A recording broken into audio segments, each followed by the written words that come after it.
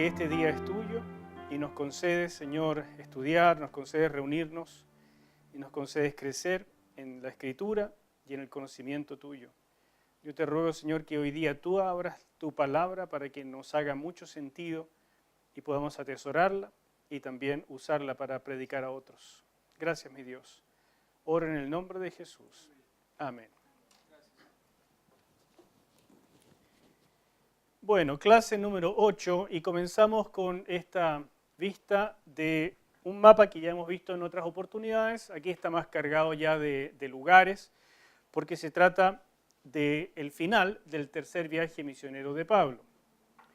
Les recuerdo que en este tercer viaje Pablo hizo lo que quería hacer en el segundo, pero que el Señor de una manera u otra le impidió y lo mandó hacia Europa, hacia Macedonia. Pero en este tercer viaje él realmente trabajó con mucho esfuerzo en la zona de Asia Menor, con el enclave en la ciudad costera de Éfeso. No era propiamente costa a costa, Éfeso estaba cerca, pero no tan costa, ¿no es cierto? Estaba a unos 50 kilómetros de la costa, pero se considera una ciudad costera de todas maneras. Y allí Pablo predicó por 3 años en total en Éfeso, allí estuvo trabajando, de manera que eso le sirvió para trabajar en todo el sector de Asia Menor, mandando por supuesto misioneros y llevando el evangelio a muchísimas partes, como vamos a ver hoy día. Éfeso, una ciudad de gran importancia en aquella región, era el puerto más importante de Asia Menor en el Imperio Romano en el siglo I, y todavía se conservan un montón de ruinas y cosas muy interesantes en aquella región del periodo romano, que no es tan fácil de encontrar hoy en día, porque básicamente todo está en ruinas y se construyó sobre las ruinas, se usaron las piedras para hacer otros edificios a través de los siglos. Entonces, encontrar cosas realmente antiguas no es en muchas partes. Aquí tienen un ejemplo, que es el famoso anfiteatro o el Odeón de Éfeso, que es una construcción, pero grandísima. Tenía capacidad de butacas hasta para 25.000 espectadores, lo que es realmente muy grande. Lo que ustedes pueden ver ahí al fondo también, ese camino, era un enlosado, es un camino pavimentado de la época del siglo I, completamente pavimentado de 10 metros de ancho y que llegaba hasta la costa. Entonces es un camino totalmente transitable, sin los problemas del barro, cuando llueve, todas esas cosas que eran tan complicadas para las carretas, cosas por el estilo.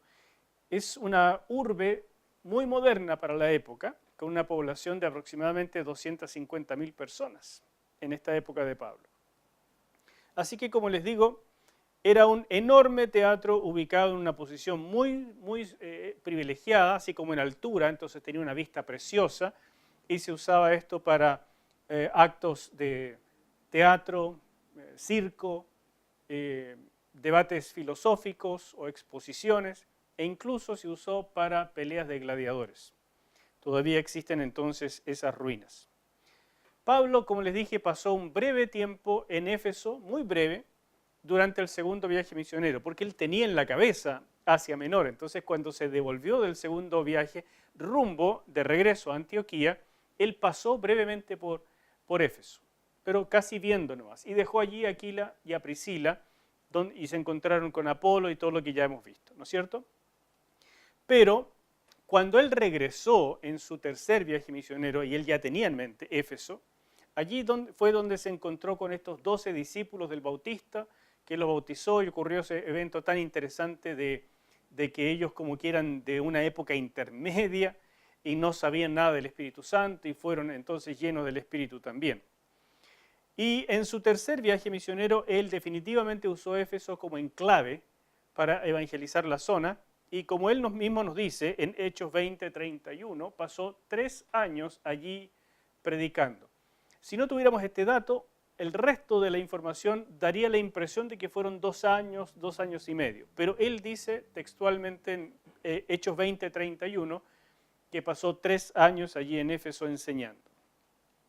Aquí tienen otra ruina que es un poco posterior de Pablo, ¿no es cierto? Fue construida entre el 114 y el 120 después de Cristo y realmente fue completada en el 135. Me refiero a la fachada, que es lo que queda todavía, de la biblioteca de Celso, allí en Éfeso, y tiene, imagínense, es para abrirles la cabeza de lo que era la época.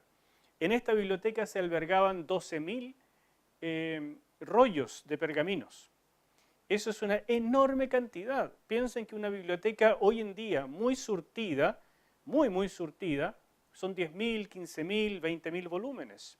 Por supuesto, en una universidad grande, hoy en día es mucho más, sobre todo con la tecnología que tenemos hoy, pero en el pasado, que eran libros, una biblioteca de 15.000, 20.000 o 25.000 volúmenes es una cosa muy grande. Para que ustedes sepan, en una institución teológica o, no sé, universidad en general, se exige por lo menos, en el tiempo en que yo estudiaba y no existía esta tecnología de ahora, se exigía por lo menos tener 25.000 volúmenes para poder otorgar un doctorado. Eso era una biblioteca de primer nivel en esta época del siglo XXI ya. Entonces, esto es algo enorme.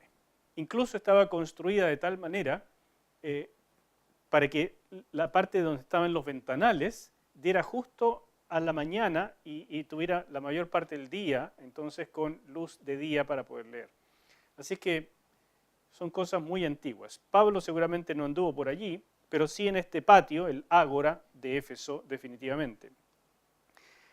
Su trabajo en Éfeso, y solamente estoy usando estas visiones, estas imágenes como para darles un ambiente, ¿no? Pero lo importante es lo que Pablo hizo allí, y queda muy claro con Hechos 19, del 8 al 10, que relata el método típico de Pablo, ¿no es cierto? Nos dice que él hablaba en las sinagogas, que era su primer objetivo, lo mismo hizo en Éfeso, y pasó 3 meses discutiendo en aquella sinagoga de Éfeso. Pero se endureció la gente, dice en el versículo 9, endureciéndose algunos y no creyendo, maldiciendo el camino delante de la multitud, se apartó Pablo de ellos y separó a los discípulos, los que ya había logrado en 3 meses. Y continuó discutiendo cada día en la escuela de uno llamado Tirano, ¿no es cierto? Y así continuó por espacio de 2 años. Ese es el trabajo en los primeros 2 años que él pasó allí en Éfeso. Un tiempo bastante exitoso, hizo muchísimos discípulos y el Señor lo respaldaba poderosamente. Y seguimos con esta especie de tour por Éfeso, que es tan importante e interesante para poder ubicarse. Siempre hagan esto cuando ustedes estudian una carta de Pablo o en realidad cualquier libro del Nuevo Testamento donde uno pueda ubicarse geográficamente y culturalmente. Es vital hacer esto. Aquí tienen una imagen de cómo se ve hoy las ruinas del famosísimo templo de Diana o de Afrodita.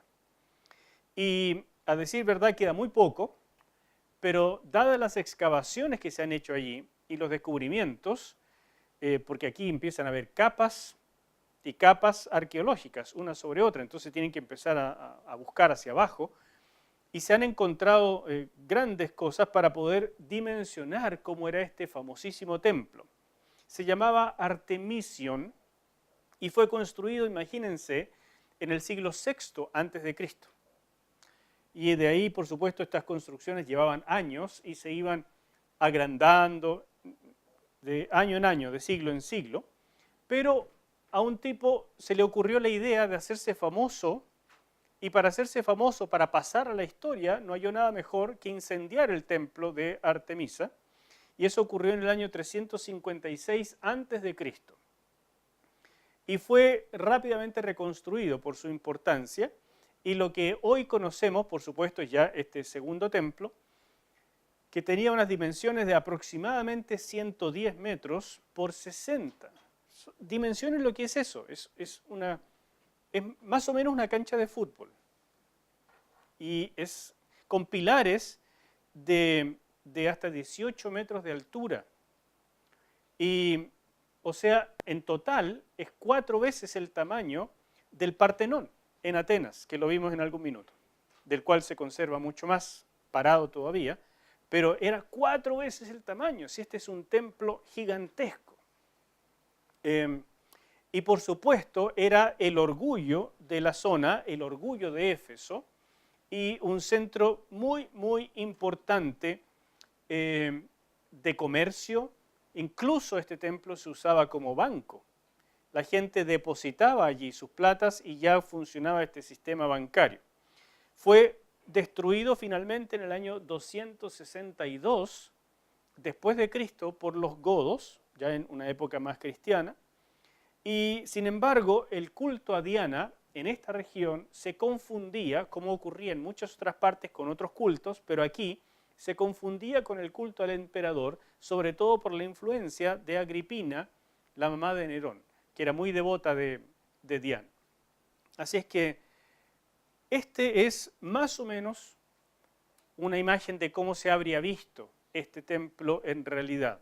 Fue reconstruido en forma de un modelo a escala, igual es grande, ¿no es cierto?, pero no las dimensiones de una cancha de fútbol, y está en Turquía, ¿no es cierto?, es el templo de Artemisa en el Parque de las Miniaturas de Turquía. Así que ustedes se pueden ver, es una construcción hermosísima, imponente y por supuesto el orgullo de la región. Pero Pablo, en esta zona, le dio al Señor a hacer cosas únicas. Por ejemplo, Hechos capítulo 19, versículos 11 y 12, nos dice que hacía Dios milagros extraordinarios por mano de Pablo, de tal manera que aún se llevaban a los enfermos los paños o delantales de su cuerpo y las enfermedades se iban de ellos y los espíritus malos salían. Este es un milagro muy, muy especial que por supuesto Lucas usa de manera muy especial también para comparar con lo que hacía Pedro. Esto ya lo vimos en el curso de Hechos, cómo existe este paralelo que Lucas trata de hacer intencionalmente entre estos dos apóstoles. Pero el punto es que es un milagro muy especial. O sea, no es solamente que oraba por las personas, sino que de pronto la gente veía en Pablo algo tan lleno de Dios, que le sacaba los pañuelos, le sacaba el delantal con que estaba trabajando, el hombre se lo sacaba, se lo cambiaba porque estaba sucio, y eso lo llevaban a los enfermos y de verdad funcionaba. Enfermos sanaban y personas endemoniadas quedaban liberadas. Eso produjo un revuelo de tal naturaleza en la zona que dice que incluso los practicantes de la magia creyeron en el cristianismo. Y esto es muy notable porque se conocía la zona. Éfeso era conocido por la práctica de la magia, que siempre estaba relacionada con el paganismo, con los templos y con otras cosas, pero era sumamente famoso la magia en aquella región. Entonces dice en Hechos 19, del 19 al 20, que asimismo muchos de los que habían practicado la magia trajeron los libros y los quemaron delante de todos. Y hecha la cuenta de su precio, hallaron que era 50.000 piezas de plata. Eso es una fortuna. Así crecía y prevalecía poderosamente la palabra del Señor. Este es el impacto. Aquí les traigo una imagen, una recreación, ¿no es cierto?, artística de estas personas llegando con una fe renovada, con una visión completamente renovada de lo que era su vida y el mundo, y quemando estos libros que se conocían en aquella época, como les dije, y se conocían como los famosos escritos efesianos, que estaban llenos de conjuros y fórmulas y todo tipo de magia, magia blanca, magia verde, magia negra, que ha existido desde que se conoce más o menos estas cosas muy, muy antiguas, de la época de Babilonia, Asiria, son los primeros escritos de esta naturaleza. Y aquí les traigo una moneda que posiblemente es la que se usó para esta cuenta, una moneda de plata con la inscripción de Diana y la imagen de Diana que estaba en ese templo. Probablemente unas 50.000 de estas monedas era el valor al que se referían de los escritos efesianos que fueron quemados aquel día. Solo imaginen el impacto social que esto produjo. Y a eso voy un poquitito con esta mención. cuando hablamos del cristianismo, hablamos de una religión, o hablamos de un movimiento, o hablamos de una fe, o hablamos de una relación. Bueno, a veces tenemos que darle muchísimos nombres para tratar de explicar qué es lo que creemos. Pero yo no me imagino a Pablo trabajando por 3 meses, 2 años, siquiera teniendo que explicar nada. El impacto que hacía era extraordinario. El impacto social, hermanos míos, la manera en que las personas entendieron el cristianismo, el poder de Dios allí, el mover del Espíritu Santo, tan impactante en todo sentido, que produjo cambios sociales poderosos. No solamente, hermanos, que los, digamos, el mover social, como ya hemos visto en el matrimonio, en la relación padres e hijos, en amos y esclavos, no solamente en eso, sino incluso un impacto directo contra las fuerzas de la oscuridad. Entonces, yo les animo a leer lo que estamos viendo acá con una mirada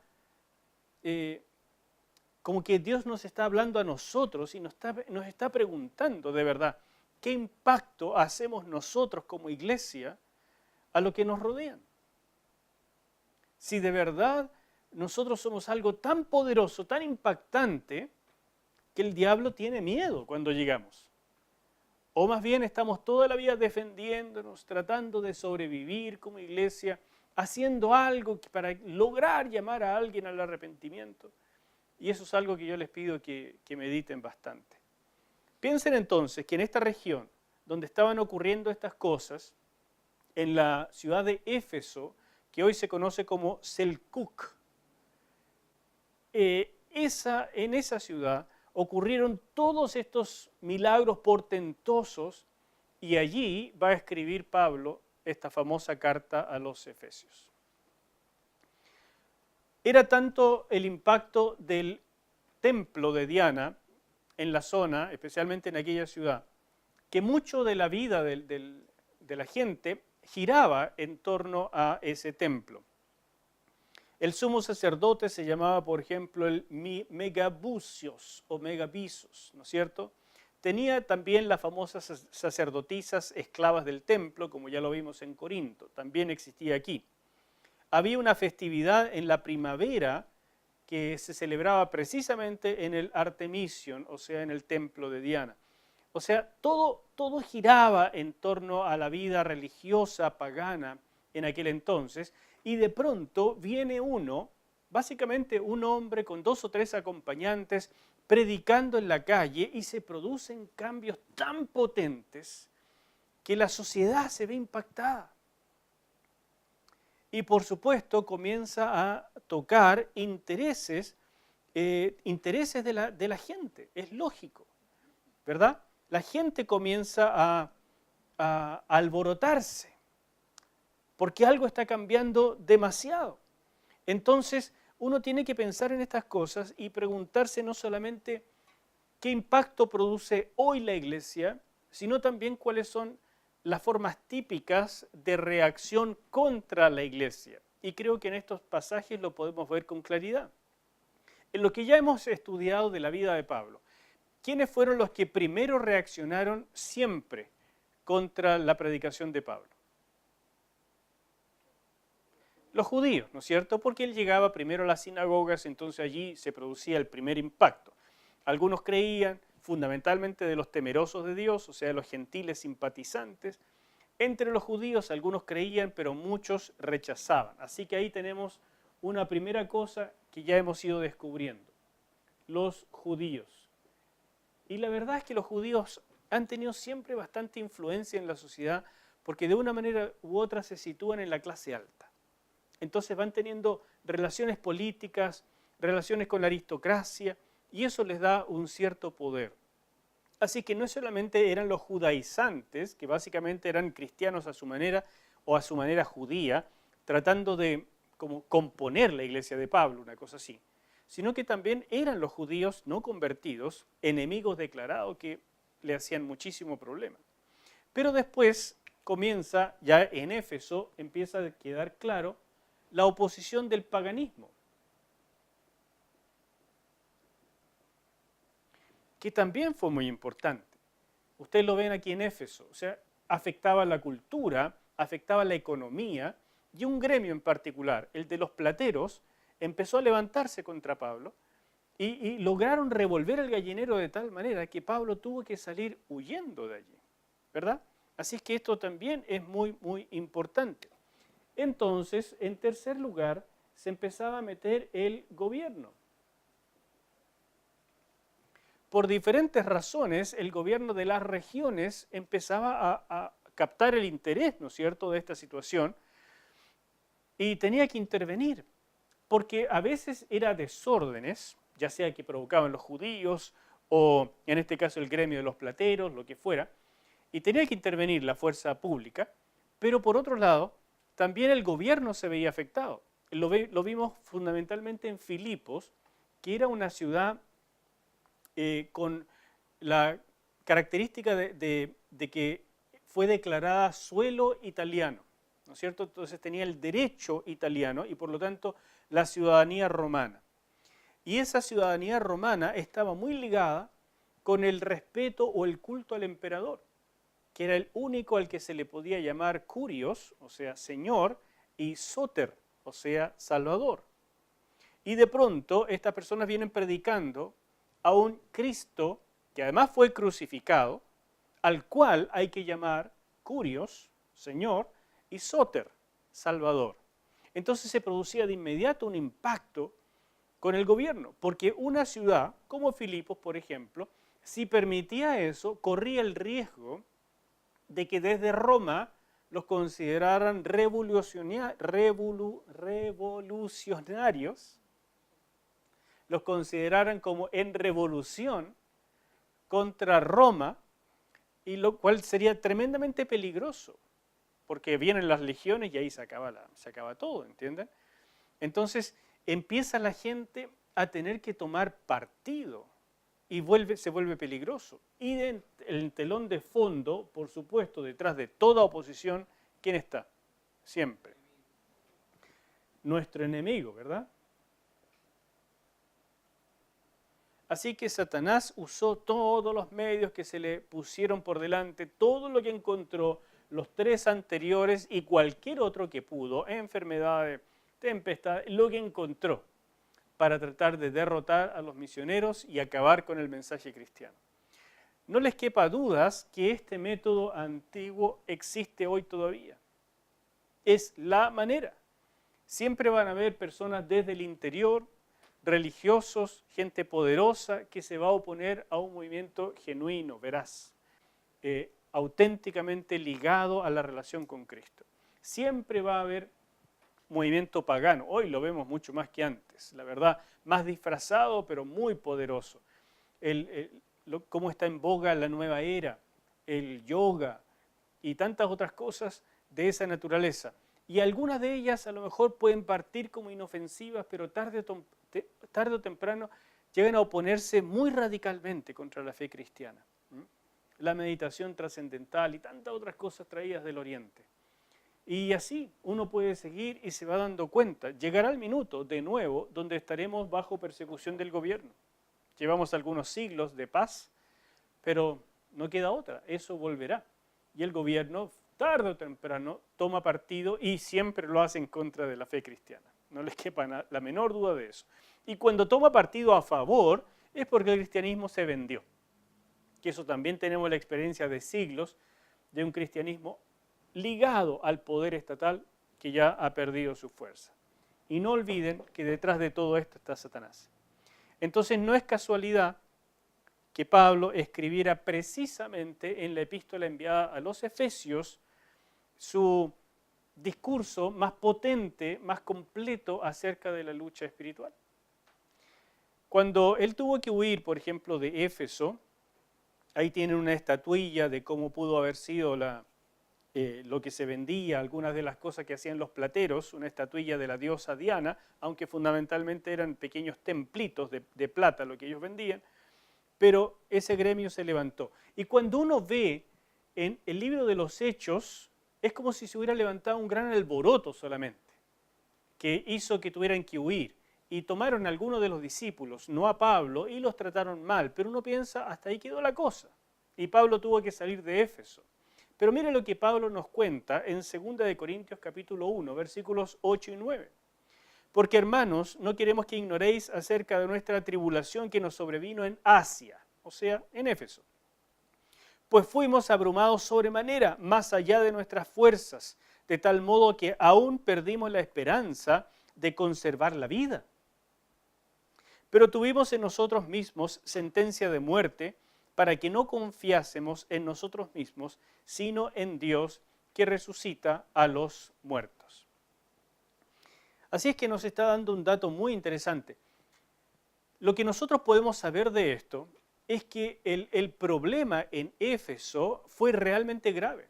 No les quepa dudas que hubo azotes, que hubo encarcelamientos, que hubo todo tipo de problemas a los apóstoles. De tal naturaleza que algunos han pensado que las famosas cartas de la prisión, que es lo que nos interesa en última instancia hoy, fueron escritas durante un encarcelamiento de Pablo en Éfeso. Algunos piensan que fue allí cuando escribió estas cartas. Otros piensan que no, que saliendo de Éfeso y llegando finalmente a Jerusalén, ¿no es cierto?, que vamos a ir viendo eso, fue cuando lo apresaron y pasó 2 años encarcelado en Cesarea. Allí entonces escribió las cartas de la prisión. Y otros piensan que no, entre los que me incluyo, que finalmente estas cartas proceden de Roma cuando él llegó a Roma, ¿no es cierto?, apelando a César, salió entonces de Cesarea, hizo este viaje que veremos a continuación y allí, entre los años 60 y 62, escribió las 4 cartas de la prisión, Roma. En mi opinión, esa es la zona más adecuada para situar la escritura de estas cartas. Pero quiero mostrarles que la vida de Pablo incluyó momentos de prisión muy concretos y muy duros.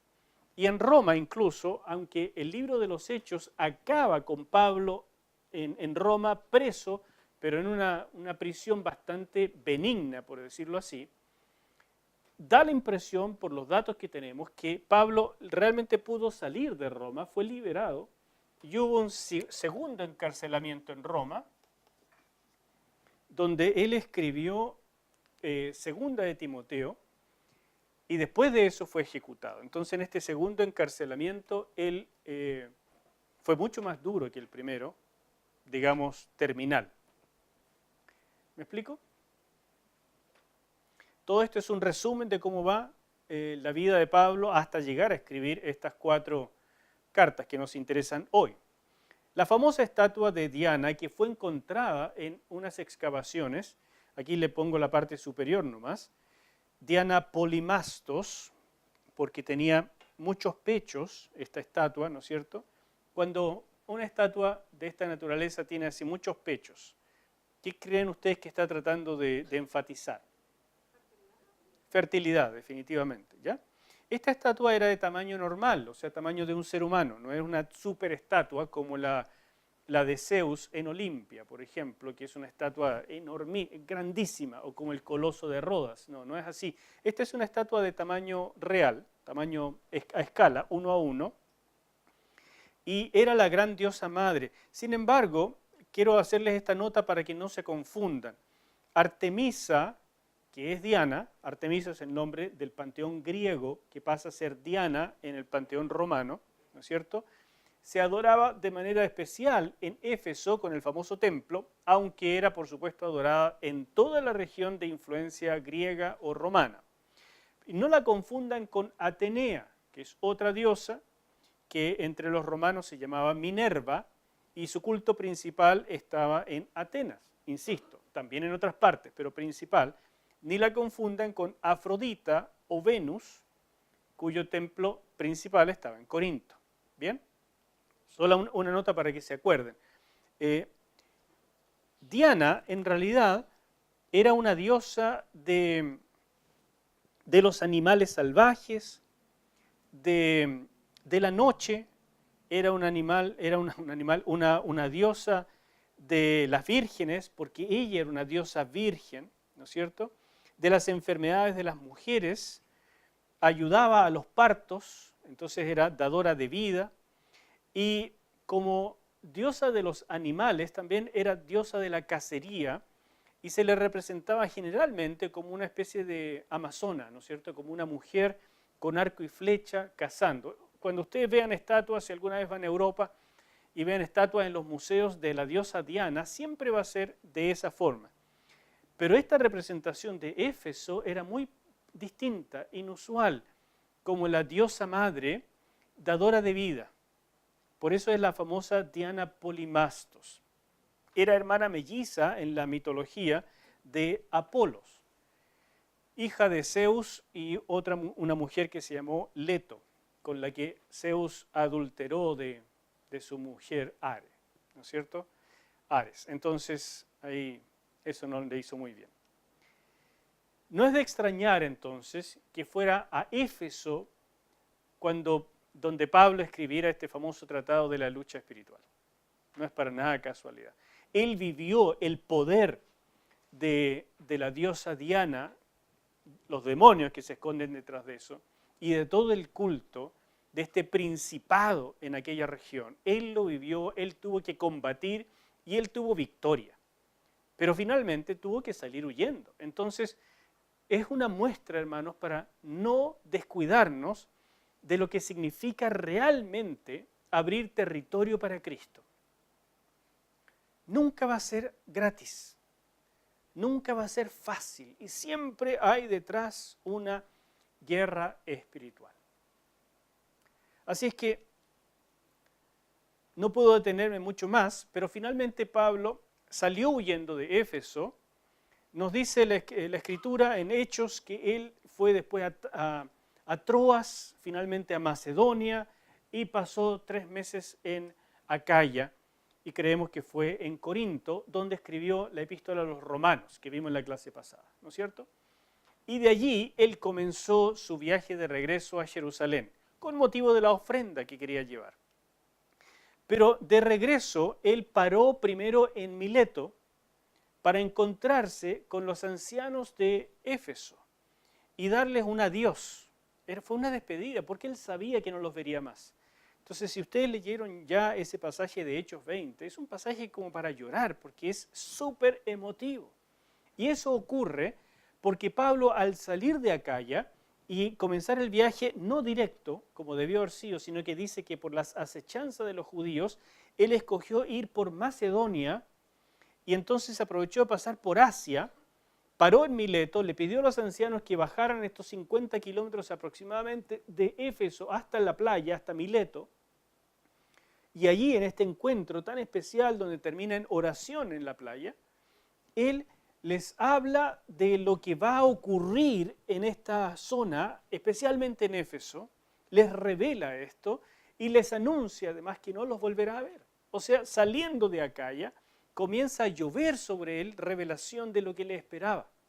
Y les recuerdo que él en Corinto escribió a Roma de lo que él quería hacer. Él quería ir a visitar Roma y pasar por allí para ir a España.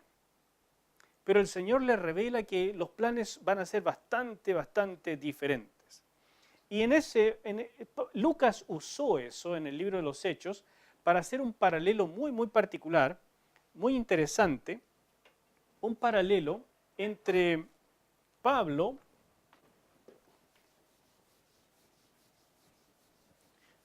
un paralelo que es interesante que recordemos, porque la verdad es que Lucas es un artista en estas cosas, y no es que ponga un título y lo anuncie, pero lo hace nomás, ¿no es cierto? Y en el libro de Lucas, desde el capítulo 9 hasta el 19, Lucas utiliza el tema del viaje a Jerusalén del Señor Jesús, ¿no es cierto? Cuya meta es la cruz.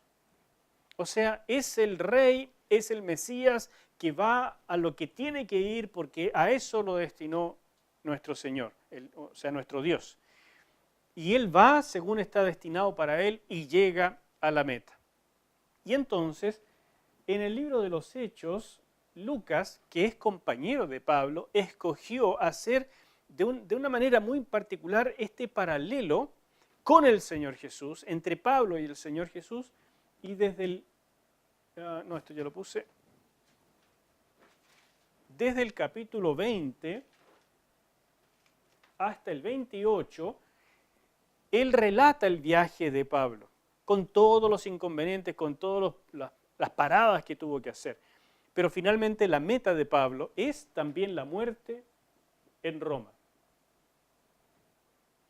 Entonces hay un paralelo muy particular.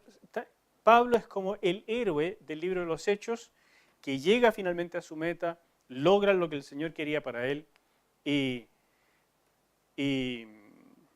por eso se parece tanto a Cristo, en la perspectiva de Lucas. Y mientras Pablo va en este viaje, es súper notable la reacción tanto de Pablo como de los discípulos. Y yo les recuerdo que no están escritas todavía las cartas de la prisión, donde él nos va a relatar mucho de esas emociones. Pero ya la vemos en el libro de los Hechos, cuando él va y tiene estos encuentros, ¿no es cierto? Primero en Éfeso, en Mileto, después en Tiro, ¿verdad? En Cesarea, en la casa de Felipe el evangelista. Y finalmente uno va viendo como Pablo dice, mire, no lloren por mí. Yo voy según está dicho de mí, según Dios quiera para mí. Y no hay problema para mí. En el libro de Filipenses va a decir, para mí el morir es ganancia. Vivir es Cristo y morir es ganancia. Entonces no lloren por mí. No hay nada de qué preocuparse. Pero los discípulos se tratan de aferrar a él y le dicen, no vayas a Jerusalén. Lo mismo que los discípulos le decían al Señor Jesús. Ten compasión de ti, no vayas a Jerusalén. Pero el Señor dijo, yo debo ir según está escrito de mí. Y Pablo en cierta manera dijo exactamente lo mismo. Porque él va según está escrito de él en los libros de Dios. Es la imagen que Lucas quiere ponernos del misionero estrella, del siervo estrella, y que por demás es una ilustración de lo que Dios espera de nosotros. Que vayamos no según las conveniencias ni nuestros propios propósitos, sino según está escrito de nosotros en el libro de Dios, en lo que realmente conviene. Amén. Tomemos un cafecito, hagamos una pausa y volvemos en unos minutos.